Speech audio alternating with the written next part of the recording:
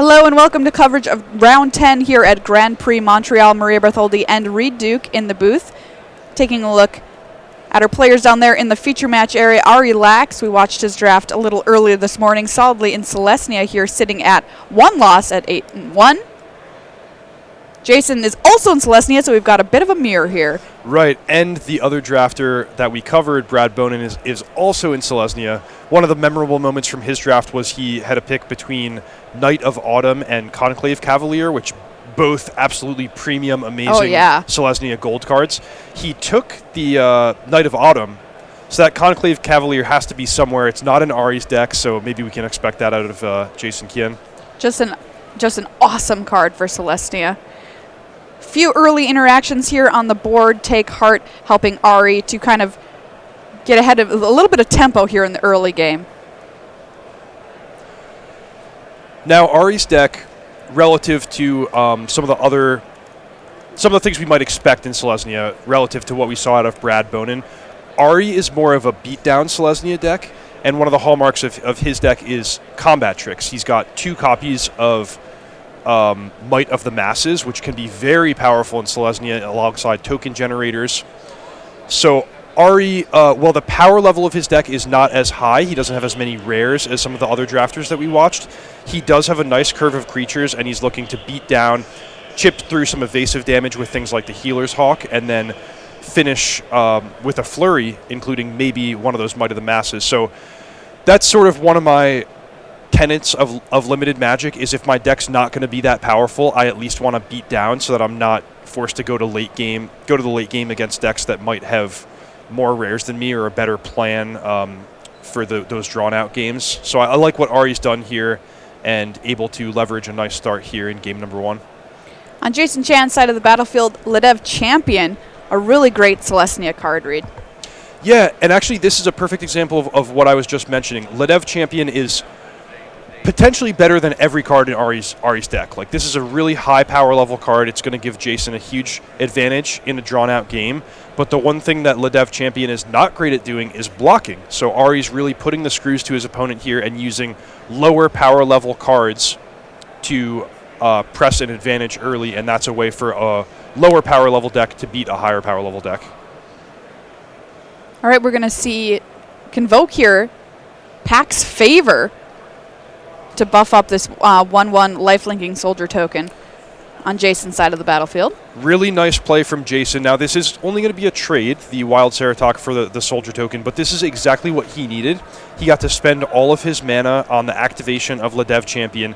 Then he got to use the Convoke to cast a free spell, gain himself 4 life, stabilize both the board and his life total, and now he can use his more powerful cards, including that Ledev Champion, to navigate to an advantage. Ooh, and here is a nice one. Dawn of Hope for Jason. Hits the table. Talk about making some 1/1 lifelinkers. Now we've got a couple of ways.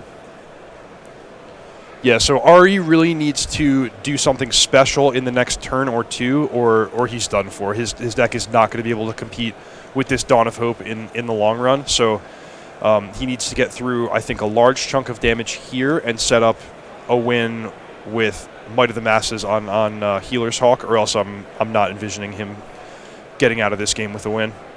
I spy a Luminous Bonds in his hand. That could be part of the one piece of the puzzle to putting together a victory here. But in the meanwhile, he is just going to attack in here.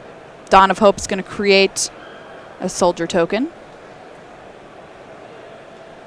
And we're going to double block the Shield Mate here with the soldier and the Generous Stray. And you mentioned, it's really interesting the ways that these different guilds have. Status here is going to be able to save the soldier in this combat, by the way.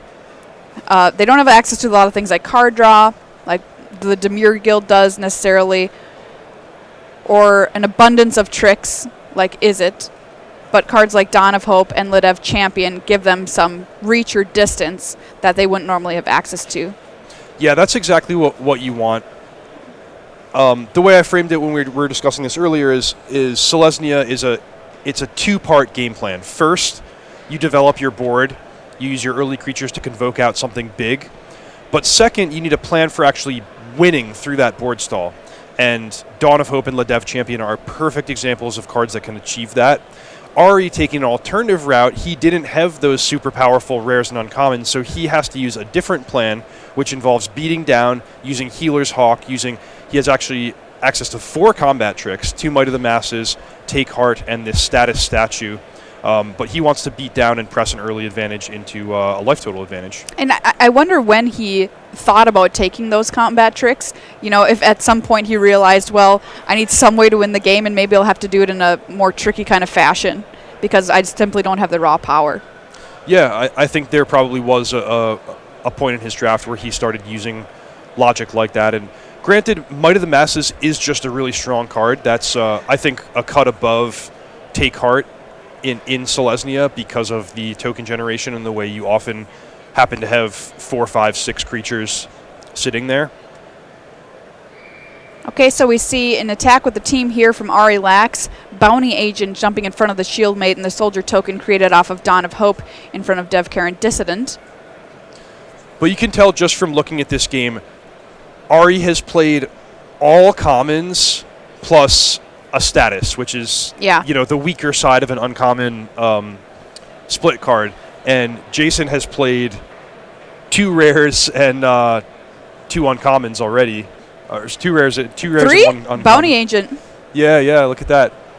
But just Ari having to fight with these blunt, average level tools against cards that are a lot more powerful. All right, an attack here once again from Ari. Soldier token. Draw a card off of the life gain. Blade Instructor, the follow-up for Lax. There's a look at Dawn of Hope again. Just an absolute bomb. We saw somebody splashing 2 of these yesterday. That was a cool deck. That was Frank Scare. Yeah. Golgari deck with 2 Dawn of Hopes. Totally worth it. Yeah, from what we saw, it was indeed worth it. That card was really strong. And shaping up to be really strong here also. So does it make any difference that Ari can now mentor onto that Hawk? Yes, that Healer's Hawk that's Ari's savior here. If he's going to win this game, it needs to be on the back of Healer's Hawk doing a lot of work because the ground's going to get gummed up. He can't really push through much damage against these life-linking tokens, and he can't win a long game, so he needs to capitalize on the flying creature. Jason here hitting the red zone with that Ledev Champion, using the ability to pump it up by tapping his other creatures. Now we see a Prey Upon at the ready in his hand. Yeah, so the reason Jason is doing this is not because he wants to attack Ari's life total. He was, I think, pretty clearly trying to set up a Prey Upon, but then changed his mind midstream, which that's okay. That's not the way he should have navigated the turn, but I give him credit for being willing to change his mind instead of compounding a mistake if he decided that the Prey Upon was not the proper play. But I think if he could go back in time, he would just play the Luminous Bonds and not attack with his 2 creatures, leave them as blockers.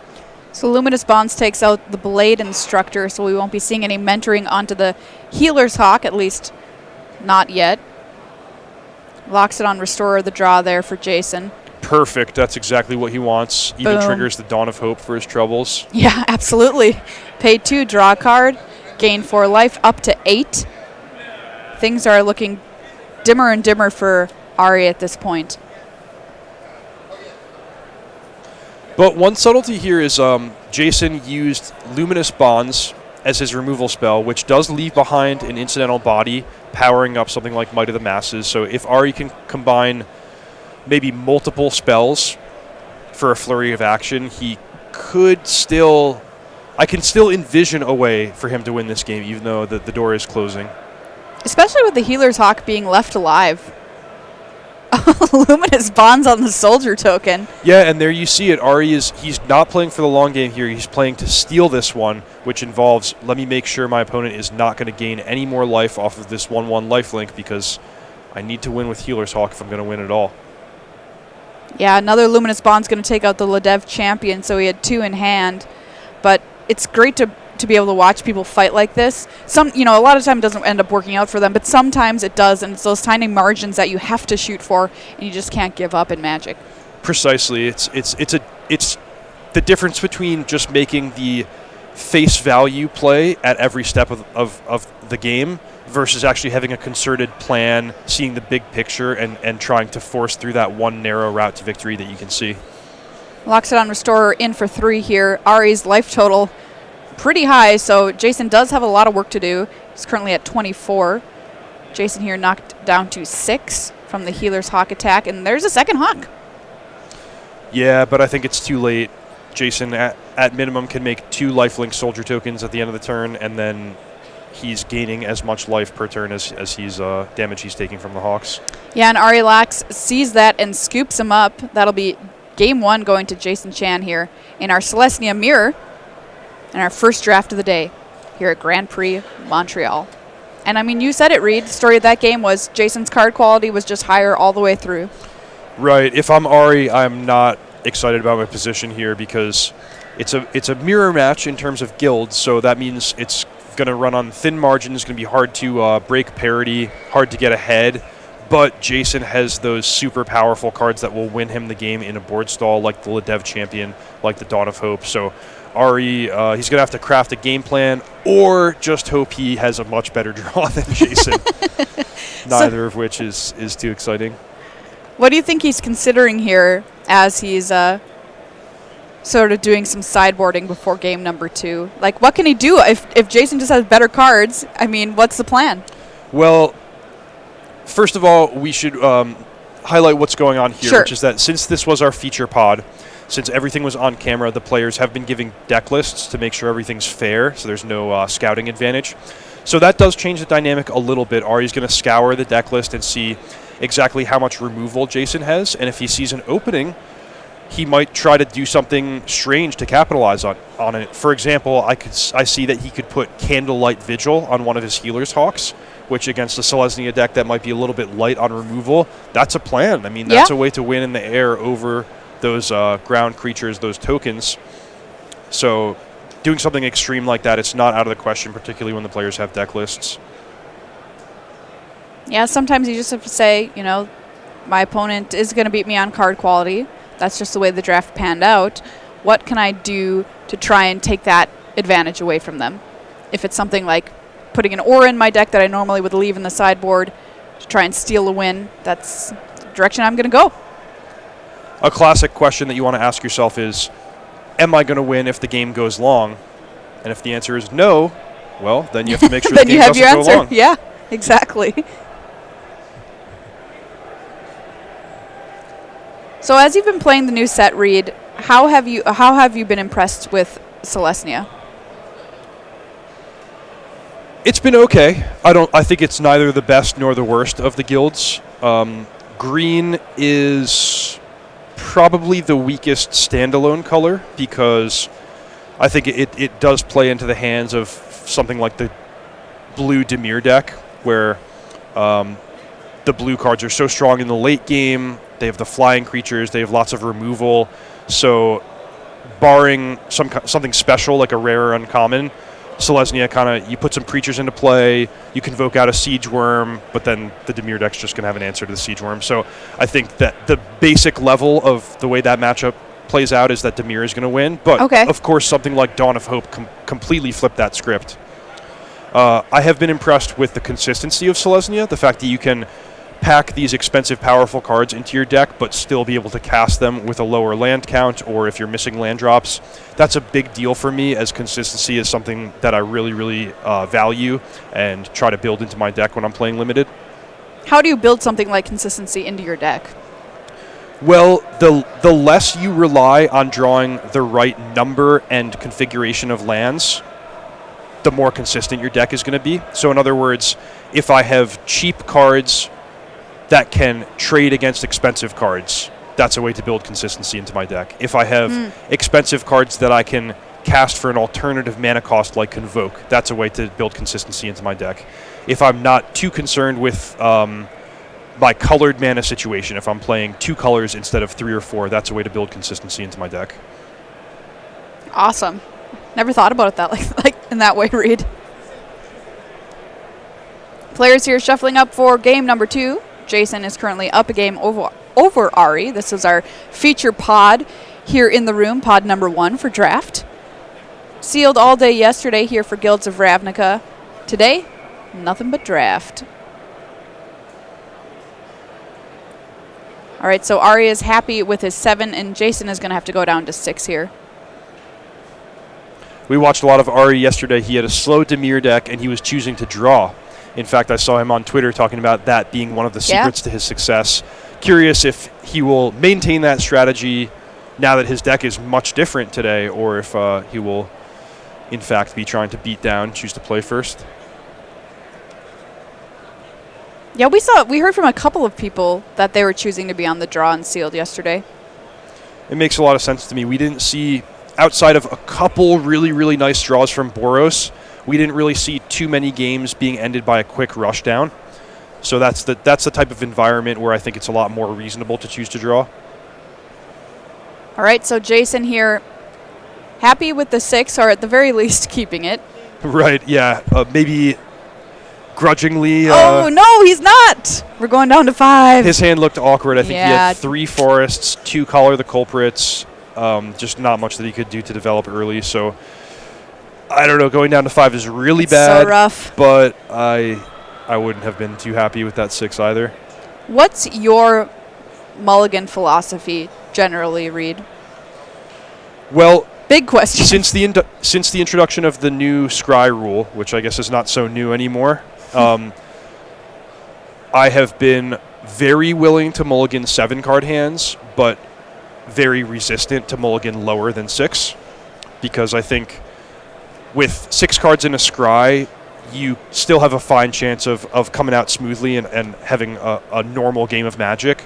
But still, if you're down to 5 or fewer cards, you just don't have the resources that you really need to develop. All right, well, we are underway with speed here as Ari throws down that Healer's Hawk turn 1 and following it up quickly with a 2-drop here in the Dissident. We'll see if Jason's able to find a second land, and he is. There's a Shield Mate, 2/2 Vigilance for 2. The Dissident there he has a pump ability at 5 mana, gets +2/+2 until end of turn. Yeah, I tend to enjoy watching Ari. He's a player he's got good physical dexterity. You can see him doing unique things with his cards. I think he has the best shuffle of any professional Magic player I've ever seen. Oh, really? So if you're looking for someone to emulate with the way you shuffle a deck of cards, watch Ari.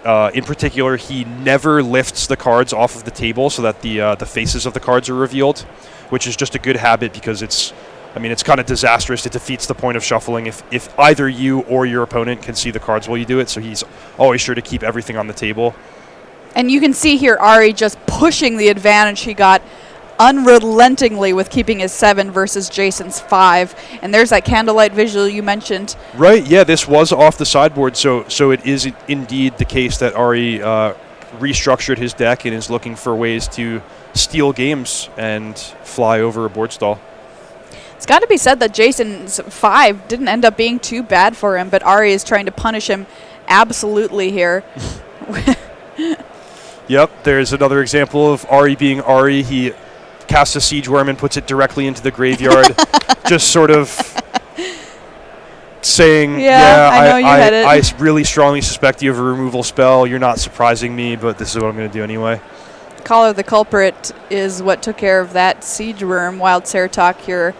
4-3 for Ari is now up to 38 life in these quick life swings here.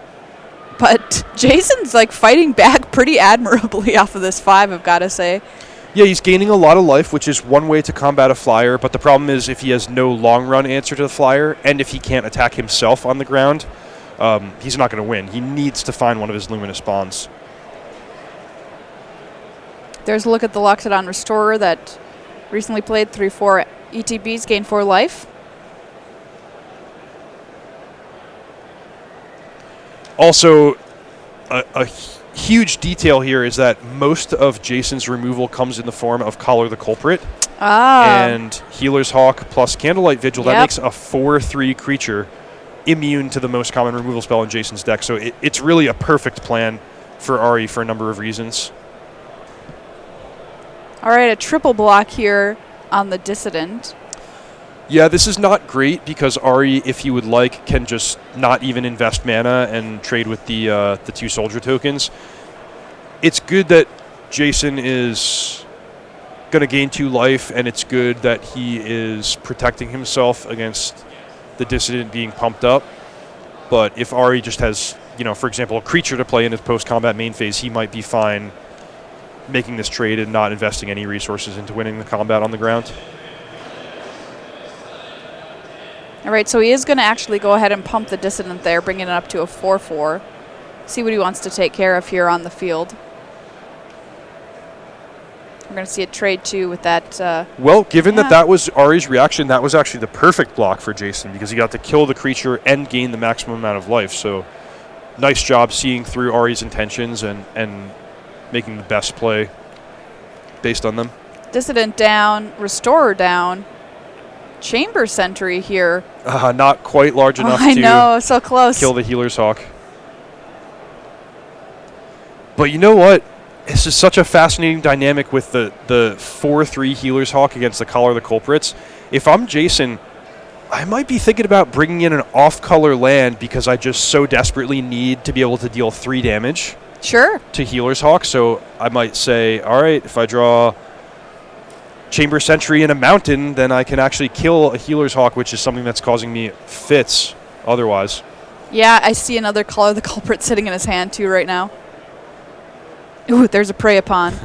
Or maybe he should bring in some pump spells to target his opponent's creature and combo kill with a Collar There the you Culprit. go. I mean, there you go. All right, swinging in here for 4. Gaining in a couple of life after these life-linking soldiers. Dropping Ari to a precarious 44 life points.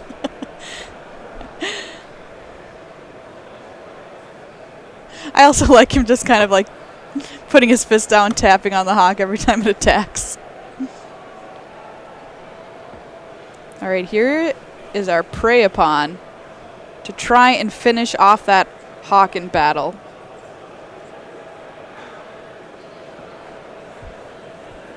Combo here with the Chamber Sentry. Might of the Masses. Oh, but yeah, and Jason has Collar the Culprit, as you mentioned, but not enough mana to cast it. It's too bad. Oh, so many cards used to try and kill this Hawk. Jason was like, I thought I saw a window. Taps the top of his deck. Is it there? He's looking for Luminous Bonds. All right, so let's gain a couple more life here. Up to 4. But you're right, Maria. This was a pretty admirable fight for a mulligan to 5. Absolutely. And an unanswered, Baneslayer Angel attacking you on turn 4. So I enjoyed that game. Props to Ari for the creative post-sideboard game plan. And props to Jason for fighting it out. I mean, making a game of it. Ari having that Might of the Masses there was really clutch. Else Jason could have really made a comeback there. You see him kind of smiling down there in the feature match area. Well fought. So now my question is, since Jason is now aware of what Ari did in his sideboard, is that a case for you to undo what you've done or not? Probably not, because for 2 reasons. The first is there just might not be that much that Jason can do about it. I have access to his deck list, and if there's no direct answers to a Healer's Hawk plus Candlelight Vigil, then I'm going to stick with it. And the second reason is I just don't think I'm going to win a fair game. I think his cards are going to outmuscle me if we get into that Selesnya board stall that's so common. So, if it worked last game, it might just work again. Looks like a couple of minor changes being made over on Ari's side of the table here. Jason's still considering what he might be wanting to do. If I'm Jason, I'm trying to get creative. I had mentioned maybe bringing a third colored source. Would you really do that? Chamber Sentry. I would strongly consider it. Okay. If I think, listen, my deck's really strong, I'm confident in my ability to win if I don't get punked out by this Healer's Hawk combo. Sure. Then I'm looking for any possible way I can build into my deck to answer that. I might be trying to combo. I might be trying to combo a pump spell plus Collar the Culprit to kill it. So I'm racking my brain any possible way I can not lose to that cheesy combo if I feel good about my ability to win in the absence of it. That's interesting because I would, think to myself, oh, it's not worth the cost of me putting in an off-color land for this potential 2-card combo that my opponent might be able to put together. Do you know what I mean? It might not be. That's totally a fair way of looking at things. But then, on the other hand, it's a great point that you make. That's a way, as you said, to get cheese out of the game. And I have absolutely no way to deal with it. Do you remember how many copies of Luminous Bonds he had? Only one. Only one. Okay, yeah. That's fair. Ari and Jason, 2 out of at least 3 Selesnya drafters at our table that we saw. Brad Bonin's draft we watched a little bit earlier. And of these 3 Selesnya players, I would say his deck is the strongest. Yeah, and actually I talked about that missing Conclave Cavalier earlier. Yeah. Where is it? It's not in Jason's deck. Oh. maybe there's a 4th Selesnya player, or maybe it just got counter drafted. Yeah, could be. Could be. I mean, if the Nightveil Predator is good enough to steal away from somebody in a draft, why Fair not point. the Conclave Cavalier? One good turn deserves another, right? Absolutely. Somebody's going to take away a Dimir card. Maybe the Dimir player takes away the Selesnya card. Here's that shuffle from Ari that I really like so much. I think if everyone shuffled like this, we would have a lot fewer problems. Gosh, I've got to be able to learn it because, like you said, Reed, I've got a huge issue with shuffling. I can't mash shuffle, first of all, which isn't as productive as a riffle shuffle. Mm-hmm. But when I do my riffle, I have a real problem with showing my opponent my bottom card. Mm-hmm, mm-hmm. So... Well, shuffling's not easy. I did mention Ari's been at this a long time. He's a guy with a lot of physical dexterity, and he knows his way around handling a deck of Magic cards. It's not trivially easy. I don't blame someone for having trouble with shuffling, but just keeping these things in mind. Most important thing I would say is always try to use multiple methods of shuffling your deck, and trying your best not to reveal the faces of the cards. Those are the 2 most important keys. Yeah, I'm definitely going to make an effort. It looks great. No information is being revealed, and he's doing a cut here to be able to switch up the bottom card every time. Yeah, I like it. Jason had an unfortunate mulligan to 5 last game, but was able to battle his way valiantly to almost a situation where he was able to deal with the lone threat that Ari presented. Let's see if he can keep a 7 here. All right, both players are happy with it. We are underway for game number 3 in this match between Ari and Jason. Guildgate starting things off for Lax here.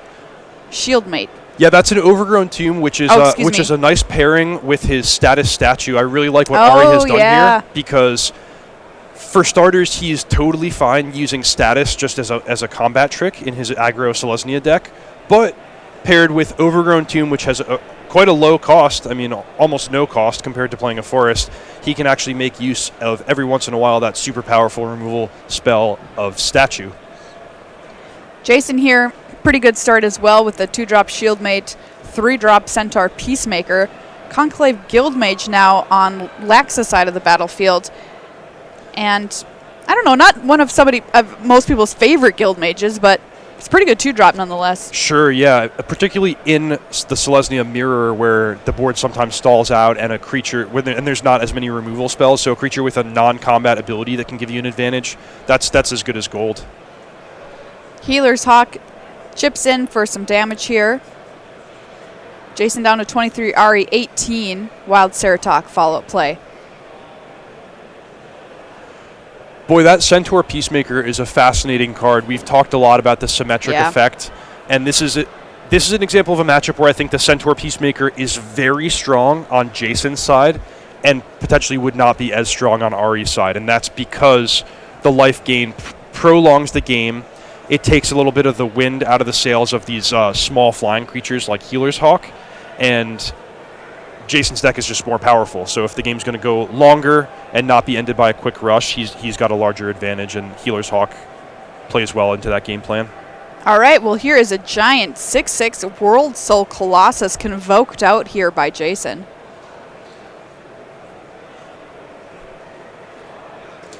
Yep, so the pressure really on Ari here to have one of his 2 Luminous Bonds to answer that 6/6, because otherwise he is brick-walled on the ground. Let's see what Ari's got here. Looks like another creature heading towards his Celestian army.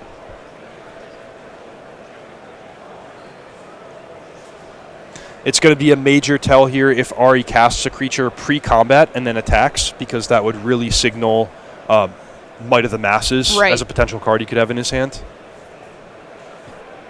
Really good to point out, something that people at home are going to want to keep in mind when they're playing too.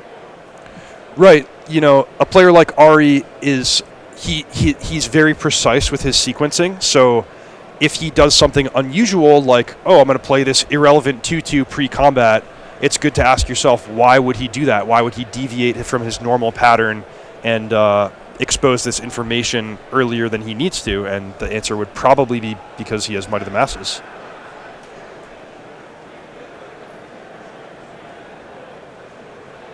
He's really thinking this one over.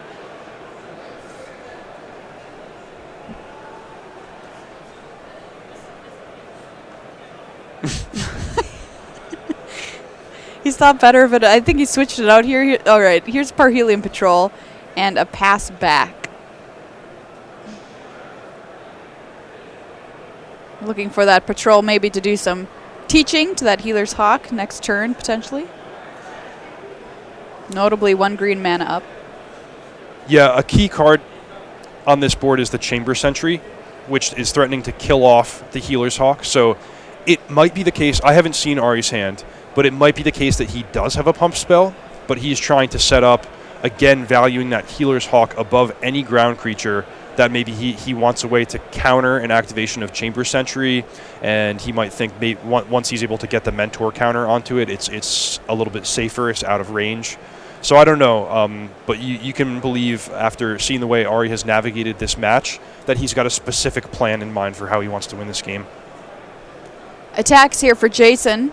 World Soul Colossus swinging in alongside the Centaur Peacemaker. Ceratok here offering up a potential trade with the Peacemaker. And it's good. Ari down to 13, Shieldmate number 2 for Jason.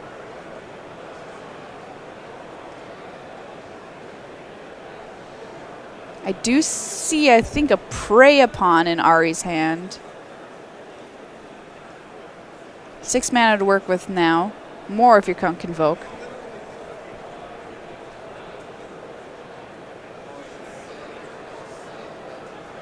And we were talking about this in the draft, and something that you said I would have 1 copy of Prey Upon in my Celestia deck, but you weren't necessarily interested in 2?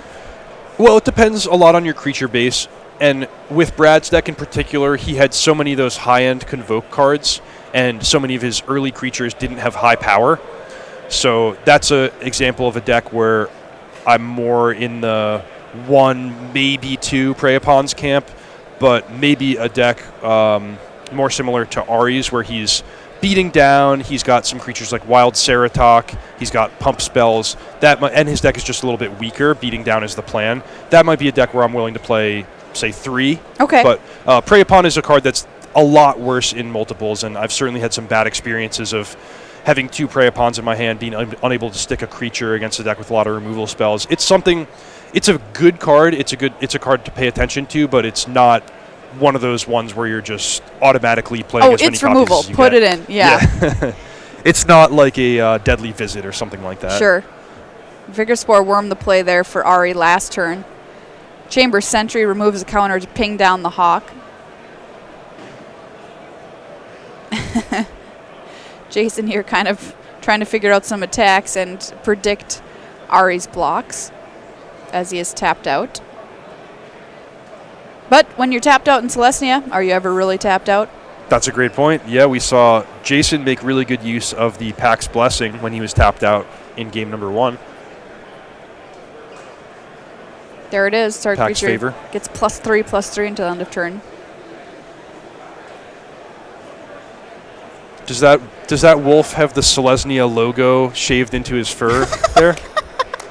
Wow, that would be hardcore. No, I think he's wearing a little cape. That's some branding. Okay, yeah.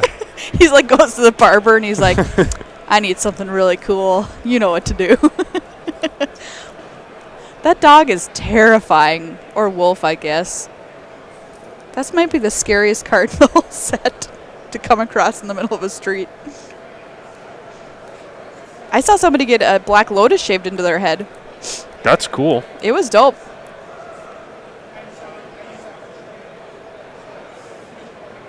All right, so it looks like Jason has made some decisions here based as far as his attacks go. It's a strange attack. It is kind of weird. Something's fishy here. Okay, so the soldier is blocked by Parhelion Patrol. The 2/2 blocked by the Vigor Spore Worm.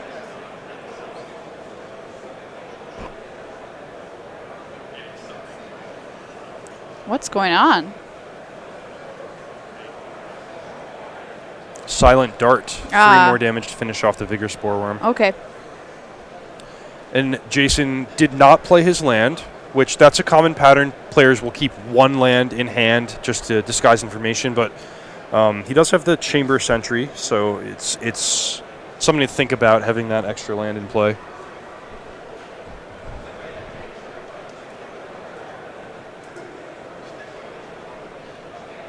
Just a Dissident here for Lax. And now we're going to see some Convoke. Siege Worm.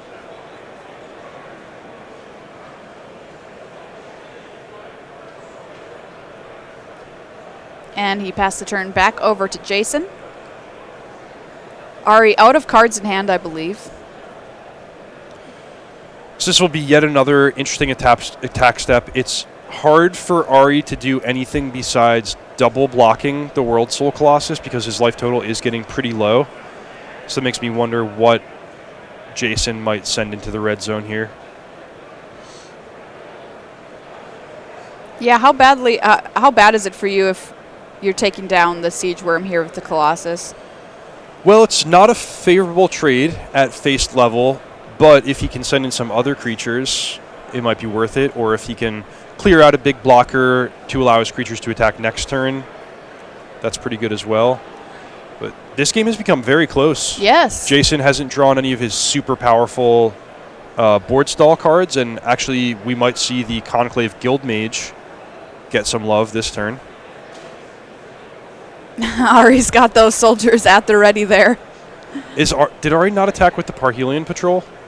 I think that's not the first time we've seen this. Players not sending in the Vigilance Flyer.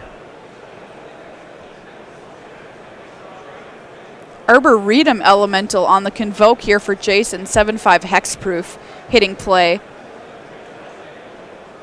Now we're just going to start making these Elf Warriors potentially return.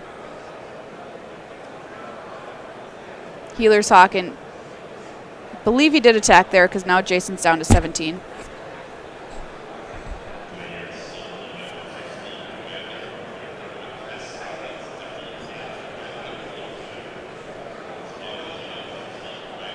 Are we at the point of the game here where if Jason just simply doesn't deal with that Guild Mage, that looks like it could be slightly closer to lights out?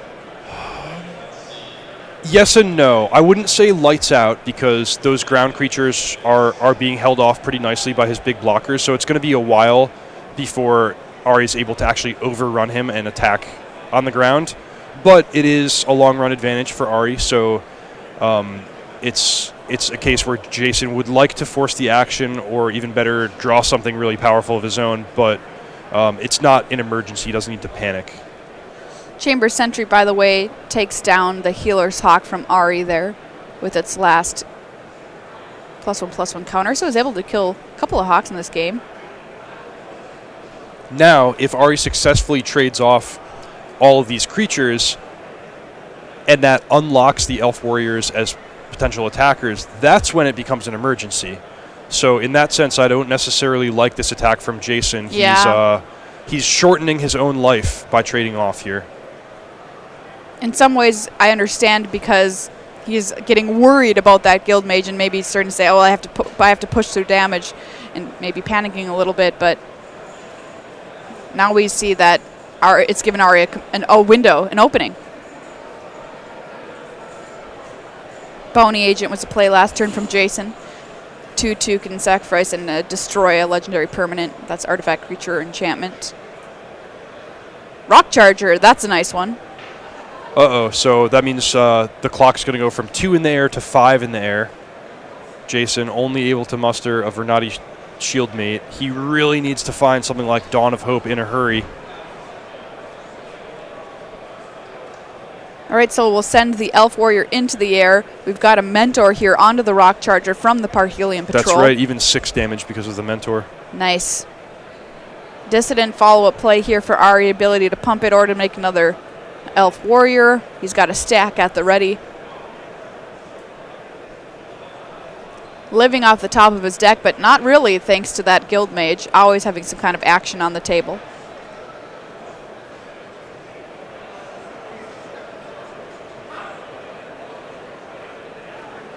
All right, there we go. All in except the Guild Mage. So threatening a lethal attack in the air here if he pumps up the Devkarin. Yep, pump. So 8 in the air, 1 lifelink. That'll do it. And there's the handshake. Ari Lax takes down this match here in round number 10 here at Grand Prix Montreal. First draft of the day with his Celestia deck in this Celestia Mirror. Yeah, great job to Ari. I really liked the Candlelight Vigil sideboard tech that won him game number 2 and leveraging the Conclave Guild Mage to a win in game number 3 in a game that otherwise was extremely close. Yeah, I love it. Not only are we getting to see this, played out for the first time really in draft by players of Ari's caliber, but we're getting a chance to see some insight into how they make really tough decisions when they think their deck just isn't better than their opponents. So really learning something here in the booth watching these players play, and I hope you are too at home. All right, more Magic coming up in just a minute.